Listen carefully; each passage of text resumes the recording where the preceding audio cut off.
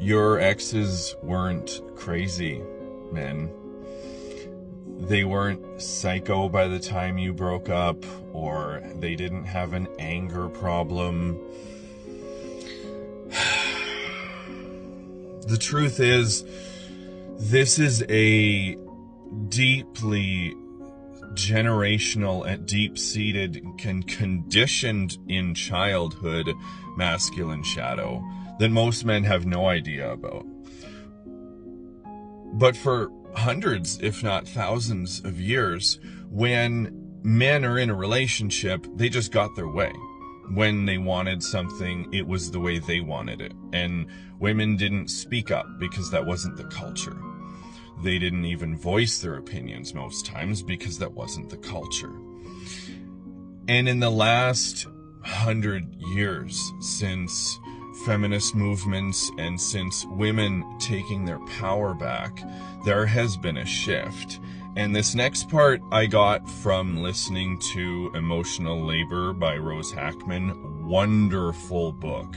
All men listening to this, or if you sent this to a man who needs to hear it, buddy, you need to go and read or listen to that book, because I hope it will change your life. So this even happens in the corporate world. When women stand up for themselves and assert their opinion and say, you know what, I don't think we should do that way. Or they stand up for themselves and set a boundary and say, hey, you can't treat me that way.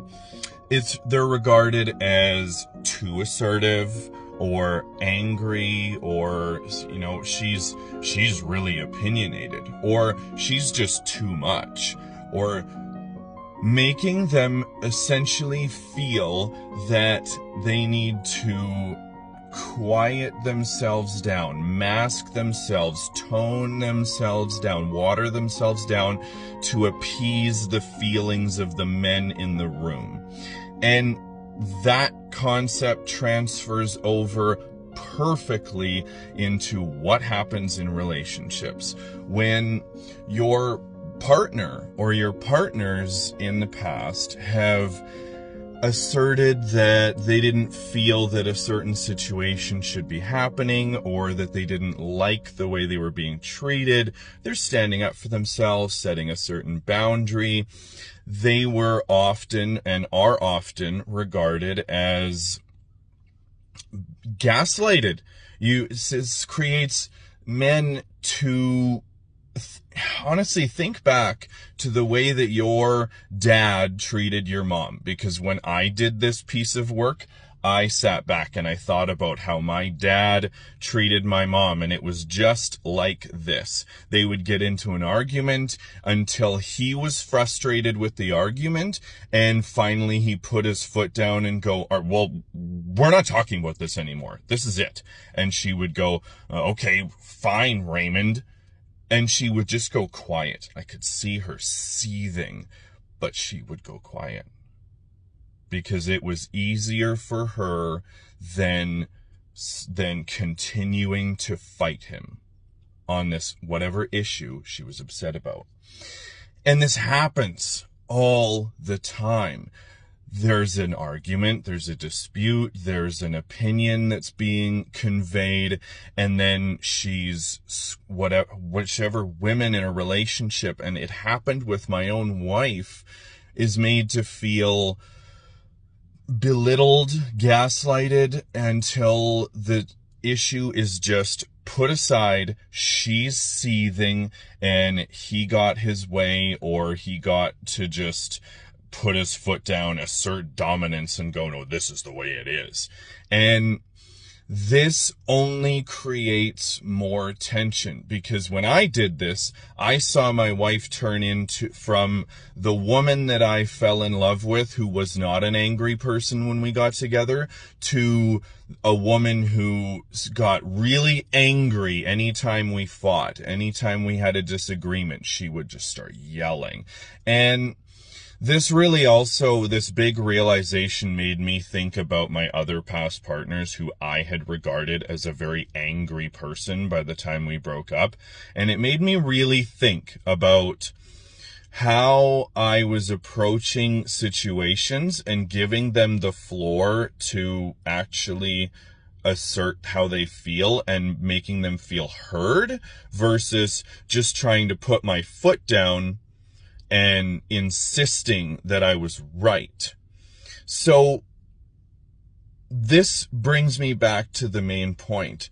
Your partner isn't an angry person. They likely weren't when you met. You were madly in love because you just saw each other for who you are.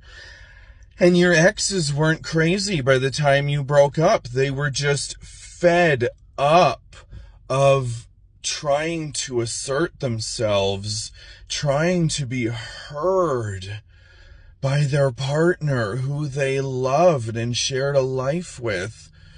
And finally, by the end, yeah, it actually caused a little bit of insanity from trying to do the same thing over and over and hoping to get a different result.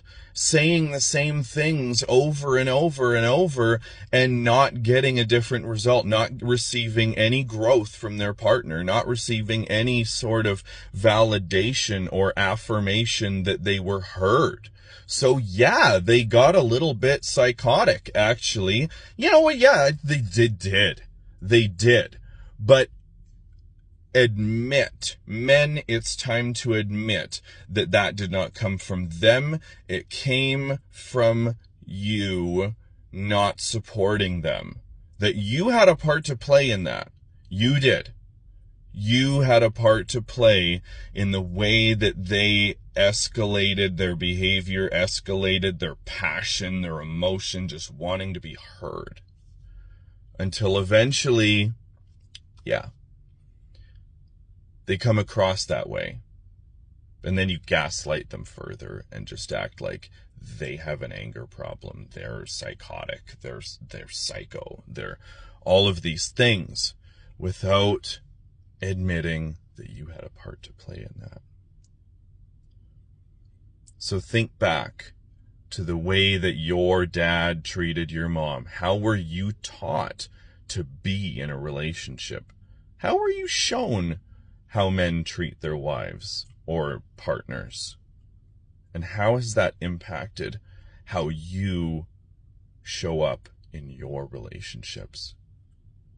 Because it's time to start being accountable for how you actually show up in your relationships instead of blaming other people when they get mad, when they get frustrated, and they get emotional.